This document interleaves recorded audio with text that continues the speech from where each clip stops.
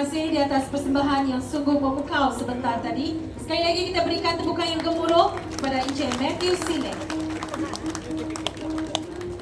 Jadi dari segi syarat, setiap pasukan diberi masa 5 minit untuk membuat persembahan. Masa mula dikira dari saat sape ataupun muzik dimainkan.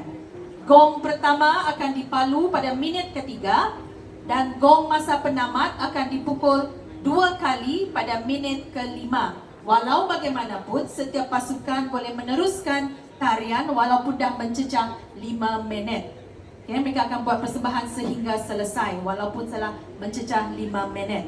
Dan yang paling penting, keputusan para juri adalah muktamad. Tidak ada rayuan-rayuan. Okay. Manakala dari segi kriteria permarkahan pula, ada 5 kriteria yang akan kita lihat. Yang pertama, koreografi, iaitu dari segi kreativiti, keanggunan, gaya dan juga keaslian yang membawa markah sebanyak 35%. Kriteria yang kedua, iaitu dari segi persembahan dan penyelarasan sebanyak 30%.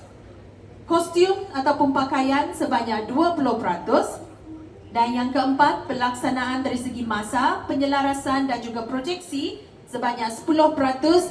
Dan yang ini perlu sangat-sangat sokongan daripada semua, iaitu impak penonton sebanyak 5%. Apa itu impak penonton? Semakin kuat kita tepuk tangan, semakin murah rezeki dia orang itu. Okey? Jadi harap maklum kepada semua hadirin sekalian.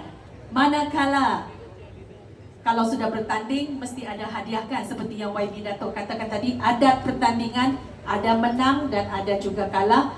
Kita tahu bahawa hadiah yang ditawarkan sungguh lumayan.